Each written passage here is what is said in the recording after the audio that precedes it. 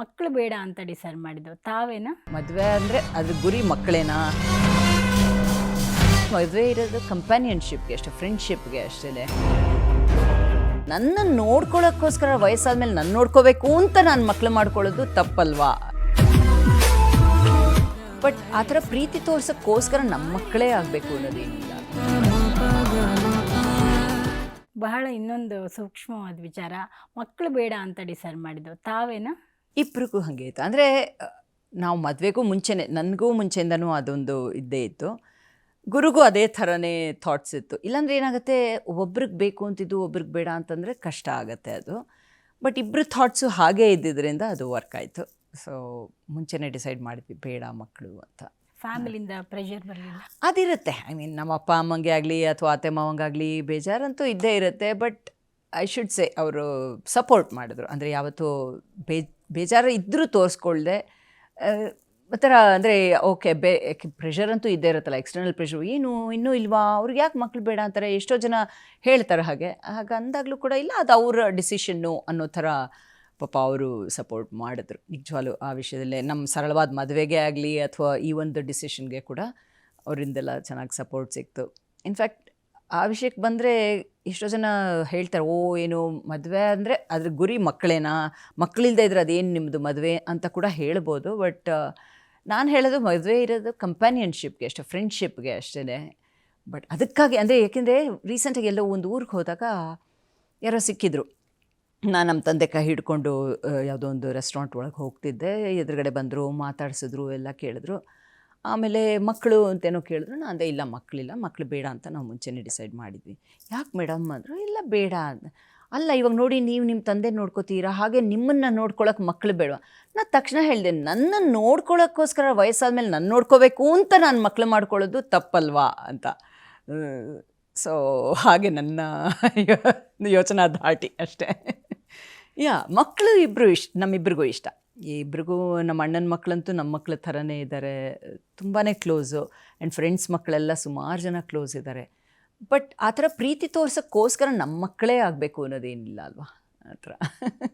ನಿಮ್ಮೊಳಗಿನ ಗಾಯಕಿ ಯಾಕೆ ಜಾಸ್ತಿ ಕಾಣಿಸ್ಕೊಂಡಿಲ್ಲ, ಗುರುತಿಸ್ಕೊಂಡಿಲ್ಲ? ನಾನು ಮುಂಚೆ ಅಂದರೆ ಈ ಸಿನಿಮಾ ರಂಗಕ್ಕೆ ಬರೋಕ್ಕೆ ಮುಂಚೆ ನಾನು ಆಕಾಶವಾಣಿಲೆಲ್ಲ ಹಾಡ್ತಿದ್ದೆ, ಯುವವಾಣಿಗೆಲ್ಲ ಭಾವಗೀತೆಗಳು ಹಾಡ್ತಿದ್ದೆ. ಆಮೇಲೆ ಸಾಕಷ್ಟು ಕಾರ್ಯಕ್ರಮಗಳಲ್ಲೂ ಹಾಡ್ತಿದ್ದೆ. ನನ್ನ ಸ್ಕೂಲ್ ಡೇಸಲ್ಲಂತೂ ಸಿಕ್ಕಾಪಟ್ಟೆ ಕಾಂಪಿಟೇಷನ್ಸ್ಗೆ ಹೋಗಿ ಸಾಕಷ್ಟು ಎಲ್ಲ ಕಡೆನೂ ಗೆದ್ದುಕೊಂಡು ಟ್ರೋಫಿಗಳೆಲ್ಲ. ಇವತ್ತು ಆ ಟ್ರೋಫಿ ಎಲ್ಲ ನೋಡ್ತಿದ್ರೆ ಖುಷಿನೂ ಆಗುತ್ತೆ. ಏನು ಮಾಡೋದು, ಅಫ್ಕೋರ್ಸ್ ಎಲ್ಲ ಇದೆ. ಬಟ್ ಎಲ್ಲೋ ಒಂದು ಕಡೆ ಸಿನಿಮಾ ರಂಗಕ್ಕೆ ಬಂದಾಗ ನನ್ನ ಮ್ಯೂಸಿಕ್ ಎಲ್ಲೋ ಒಂಚೂರು ಪ್ರಾಬಬ್ಲಿ ಬ್ಯಾಕ್ ಸೀಟ್ ತೊಗೊಂಡ್ಬಿಡ್ತು. ಹಚ್ಚೇವು ಕನ್ನಡದ ದೀಪ, ಹಚ್ಚೇವು ಕನ್ನಡದ ದೀಪ, ಕರುನಾಡ ದೀಪ, ಸಿರಿನುಡಿಯ ದೀಪ, ಒಲವೆತ್ತಿ ತೋರುವ ದೀಪ, ಹಚ್ಚೇವು ಕನ್ನಡದ ದೀಪ, ಹಚ್ಚೇವು ಕನ್ನಡದ ದೀಪ, ಹಚ್ಚೇವು ದೀಪಾವಳಿ ದೀಪ. ನಾನು ಆ ಟೈಮಲ್ಲಿ ಹಿಂದೂಸ್ತಾನಿ ಕಲಿತಾ ಇದ್ದೆ. ಬಟ್ ಇದರಲ್ಲಿ ಆ್ಯಕ್ಟಿಂಗಲ್ಲಿ ಬ್ಯುಸಿ ಆಗ್ಬಿಟ್ನಲ್ಲ, ಸೊ ಜಾಸ್ತಿ ಸಂಗೀತ ಕಡೆ ಗಮನ ಕೊಡಲಿಲ್ಲ. ಬಟ್ ನಾನು ಆಮೇಲೆ ಒಂದು ಸ್ವಲ್ಪ ವರ್ಷ US ಅಲ್ಲೇ ಹಿಂದೂಸ್ತಾನಿ ಕ್ಲಾಸಸ್ ಕೂಡ ಮಾಡ್ತಾಯಿದ್ದೆ. ಕೋವಿಡಿಗೆ ಮುಂಚೆ, ಕೋವಿಡ್ ಆದಮೇಲೆ, ಅದಕ್ಕೆ ಮುಂಚೆ ಆಮೇಲೆ ಸ್ವಲ್ಪ ನಾನು ವಾಪಸ್ ಆ್ಯಕ್ಟಿಂಗ್ ಶುರು ಮಾಡಿದಾಗ, ಈ ಕೋವಿಡ್ ಆದಮೇಲೆ ಎಲ್ರಿಗೂ ಆನ್ಲೈನ್ ಅಭ್ಯಾಸ ಇದೆ. ಬಟ್ ನಾನು ಕೋವಿಡಿಗೆ ಮುಂಚೆ ವಾಪಸ್ ಆ್ಯಕ್ಟಿಂಗಿಗೆ ಬಂದಾಗ ಏನಾಗ್ತಿತ್ತು, ಅಲ್ಲಿ ಕ್ಲಾಸ್ ಮಾಡಿ ಇಲ್ಲಿ ಆನ್ಲೈನ್ ಕ್ಲಾಸು ಅದೆಲ್ಲ ಅಭ್ಯಾಸ ಇರಲಿಲ್ವಲ್ಲ. ಸೊ ಹಾಗಾಗಿ ನಾನು ನಿಲ್ಲಿಸಬೇಕಾಯ್ತು. ಬಟ್ ಹಾಡು ಅದೊಂದು ಇದ್ದೇ ಇರುತ್ತೆ, ಯಾವ ಏಜಲ್ಲೂ ನಿಲ್ಲಿಸೋ ಅಂಥದ್ದಂತೂ ಅಲ್ಲ, ಅದು ನಡೀತಿರುತ್ತೆ. ಬಟ್ ಎಲ್ಲೂ ಸೀರಿಯಸ್ ಆಗಿ ಅದೇ ಮಾಡೋಕ್ಕಾಗಲಿಲ್ಲ. ಬಟ್ ಅದೇ ವಿಷಯಕ್ಕೆ ಬಂದರೆ, ಮ್ಯಾಗ್ನಾ ಸೌಂಡ್ ಅಂತ ಒಂದು ಕಂಪ್ನಿ ಇತ್ತು ಆ ಟೈಮ್ನಲ್ಲಿ. ಅವರು ಯಾವ್ಯಾವ ಸಿನಿಮಾ ನಟ ನಟಿಯರು ಹಾಡ್ತಾರೋ ಅಂಥವ್ರದ್ದು ಒಂದು ಆಲ್ಬಮ್ ಮಾಡಬೇಕು ಅಂತ ಡಿಸೈಡ್ ಮಾಡಿದರು. ಸೊ ನಂದು ರೆಕಾರ್ಡಿಂಗ್ ಆಗಿತ್ತು ಕನ್ನಡದ ಬಗ್ಗೆ ಒಂದು, ಆಮೇಲೆ ರಾಮ್ಕುಮಾರ್ ಅವ್ರು ಹಾಡಿದರು, ಇನ್ನೊಂದು ಯಾರೋ ಇಬ್ಬರು ಹಾಡಿದ್ರು ಅನಿಸುತ್ತೆ. ಬಟ್ ಆಮೇಲೆ ಅದು ರಿಲೀಸ್ ಆಗಲಿಲ್ಲ ಆಲ್ಬಮ್. ಅದಾಗಿದ್ದರೆ ಚೆನ್ನಾಗಿರೋದು. ಆ್ಯಂಡ್ ಅದನ್ನು ನಾನು ಹಾಡಿರೋ ಹಾಡಲ್ಲಿ ಐ ಥಿಂಕ್ ಆ ಟೈಮ್ಗೆ ಫಸ್ಟ್ ಟೈಮ್ ಅನಿಸುತ್ತೆ ಕನ್ನಡದಲ್ಲೂ ಒಂಥರ ರ್ಯಾಪ್ ಸ್ಟೈಲೆಲ್ಲ ಬಂದಿತ್ತು. ಕನ್ನಡದ ಬಗ್ಗೆನೇ ಹಾಡಿರೋದು, ಆ್ಯಂಡ್ ಕನ್ನಡದ ರ್ಯಾಪ್ ಎಲ್ಲ ಇತ್ತು ಅದರಲ್ಲಿ. ರೆಕಾರ್ಡಿಂಗ್ ಇನ್ನೂ ಇದೆ, ಬಟ್ ಅನ್ಫಾರ್ಚುನೇಟ್ಲಿ ಅದು ರಿಲೀಸ್ ಆಗಲಿಲ್ಲ ಅಷ್ಟೇ. ಸ್ವಲ್ಪ ನೆನಪು ಮಾಡ್ಕೋಬೋದು ಅದನ್ನ? ಹಾಡ್ಬೋದು. ಬಟ್ ರೆಕಾರ್ಡಿಂಗ್ ಇದೆ, ಅಂದರೆ ಸ್ಟುಡಿಯೋ ರೆಕಾರ್ಡಿಂಗ್ ಏನಾಯಿತು ಅದು ನನ್ನ ಹತ್ರ ಇದೆ ಅಷ್ಟೇ.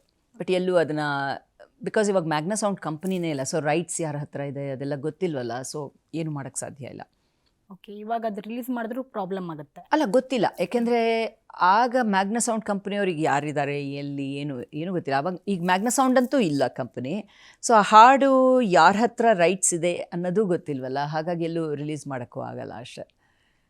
ದಯವಿಟ್ಟು ಅದೊಂದು ರ್ಯಾಪ್. ಸೊ 4 ಲೈನ್ ಫಸ್ಟ್ ಹಾಡ್ಬಿಟ್ಟು ಆ ರ್ಯಾಪ್ ಪಾರ್ಟ್ ಮಾತ್ರ ಮಾಡ್ತೀನಿ. ರಾಜ್ಯೋತ್ಸವ ನಮ್ಮುತ್ಸವ, ಈ ನಾಡಿನ ಭಾಷೋತ್ಸವ. ರಾಜ್ಯೋತ್ಸವ ನಮ್ಮುತ್ಸವ, ನಾವಾಡುವ ಭಾಷೋತ್ಸವ. ಎಲ್ಲಿ ನೋಡಿದರು ಜೈ ಜೈ ಎಂಬ ಮಹಾನಾದೋತ್ಸವ, ಕನ್ನಡಮ್ಮನ ಆರಾಧಿಸುವ ಮಹಾದಿವ್ಯೋತ್ಸವ. ಮೂಡಿ ಬಂತು ಏನೋ ಸಂತೋಷ, ಉಕ್ಕಿ ಬಂತು ನಾಡೆಲ್ಲ ಹರುಷ. ರಾಜ್ಯೋತ್ಸವ ನಮ್ಮುತ್ಸವ, ನಾವಾಡುವ ಭಾಷೋತ್ಸವ. ಇಲ್ಲಿ ನೋಡು ಡೊಳ್ಳು ಕುಣಿತ, ಅಲ್ಲಿ ನೋಡು ಸೋಮನ್ ಕುಣಿತ, ಬಂತು ಬಂತು ನಂದಿಕೋಲು, ಸ್ತಬ್ಧ ಚಿತ್ರ ಸಾಲು ಸಾಲು, ಎಂಥ ಸುಂದರ, ಆಹಾ ಎಂಥ ಸುಂದರ.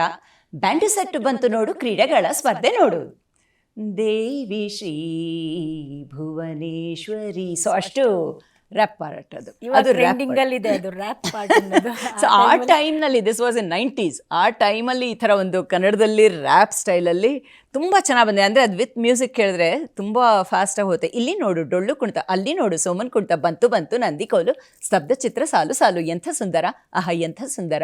ಬ್ಯಾಂಡು ಸೆಟ್ಟು ಬಂತು ನೋಡು, ಕ್ರೀಡೆಗಳ ಸ್ಪರ್ಧೆ ನೋಡು ಅಂತ. ಸೊ ಯು ಕ್ಯಾನ್ ಇಮ್ಯಾಜಿನ್ ಅದನ್ನೆಲ್ಲ ವಿಜುವಲೈಸ್ ಮಾಡಿದ್ರೆ ಎಷ್ಟು ಚೆನ್ನಾಗಿರುತ್ತೆ ಅಂತ. ಅನ್ಫಾರ್ಚುನೇಟ್ಲಿ ಅದಾಗಲಿಲ್ಲ ಅಷ್ಟೇ.